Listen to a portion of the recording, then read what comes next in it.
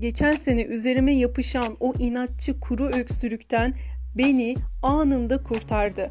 Kuru öksürüğe sebep olan balgamı ise 2-3 gün içerisinde sökmeye başlayarak toplamda 10 günde ondan da beni kurtardı. Gerçek bir mucize tutuyorum elimde arkadaşlar. Sözü çok uzatmadan hemen videomuza geçelim.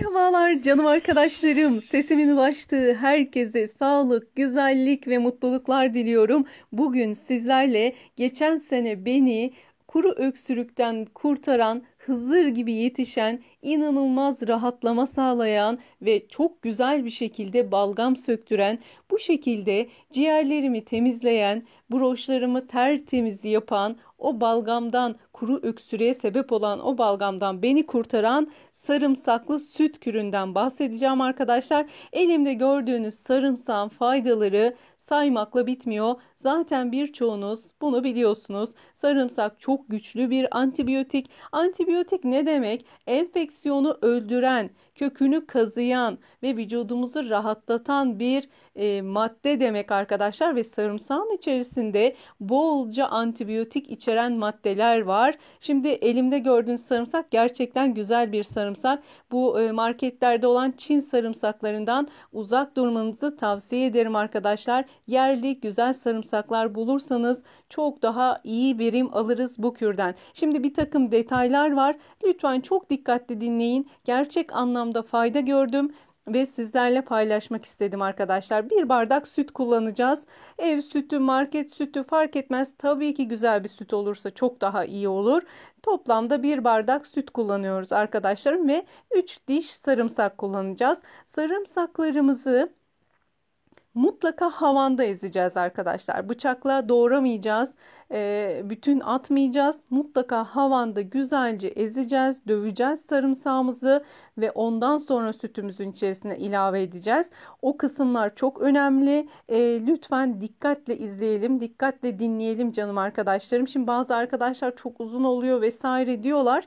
Ama bunları vücudumuza alıyoruz arkadaşlar. Yiyoruz, içiyoruz.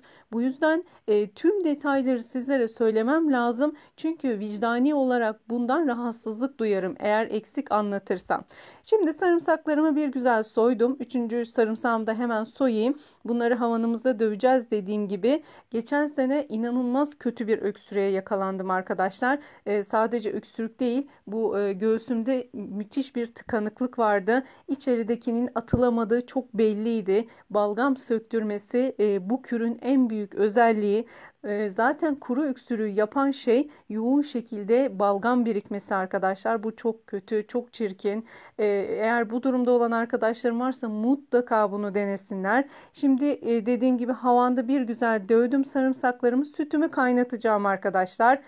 Şöyle küçük bir cezveye 1 su bardağı sütümü boşaltıyorum ve ocağımın üzerinde sütümü bir güzel kaynatacağım. Sonra diğer işlemlere geçeceğiz arkadaşlar. Burada sütün kaynaması önemli. Şimdi sütüm kaynadı. Getirdim ve sarımsağı içerisine ilave edeceğim arkadaşlar. Kaynarken yani bu kaynar vaziyetteyken ocaktan alıp sarımsakları içerisine ilave edeceğiz.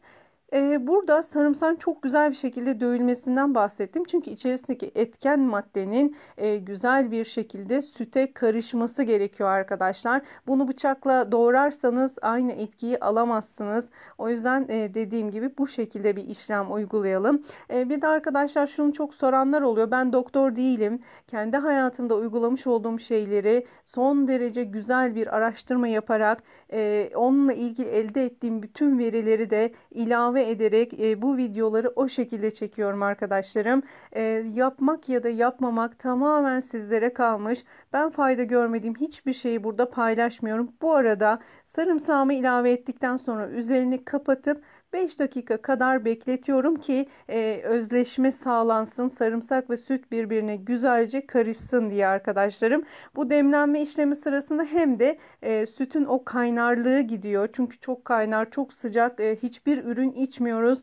Özellikle boğazımızda iltihabi durumlar, tahriş durumları varsa ki öksürük varsa bunlar zaten kaçınılmaz oluyor. sütümüzü çok sıcak tüketmeyeceğiz arkadaşlar. Ilıdıktan sonra boğazımızı, ağzımızı yakmaz bir derecede olması gerekiyor kesinlikle. Şöyle 5-6 dakika beklettim. Hala çok sıcak gördüğünüz gibi. Bu şekilde sıcakken tüketmiyoruz kesinlikle kıymetli arkadaşlarım. Şimdi bardağımı alayım. Ben tabii ki göstermek için hemen içmeyeceğim. Soğuması gerekiyor, ılıması gerekiyor en azından dediğim gibi.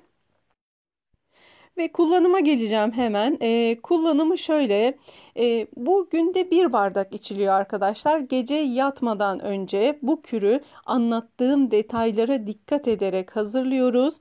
Ondan sonra her gece bir bardak bunu tüketiyoruz arkadaşlar. Ortalama 2-3 gün içerisinde bir yumuşama söz konusu oluyor boğazlarımızda, ciğerlerimizde ve o balgamı yavaş yavaş size söktürdüğünü göreceksiniz. Allah'ın izniyle tabii ki arkadaşlarım. Ben bundan gerçekten çok fayda gördüm. Geçen sene de bu kürü paylaşmıştım. Deneyen arkadaşlarımız ondan çok fayda gördüler ve bana hala yazıyorlar. Hala o kürü şu an kullanmaya devam eden arkadaşlarım var. Hepinizi çok seviyorum. Yorumlarınızı bekliyorum. Videoyu beğenmeyi, kanalıma abone olmayı unutmayın. Allah'a emanet olun.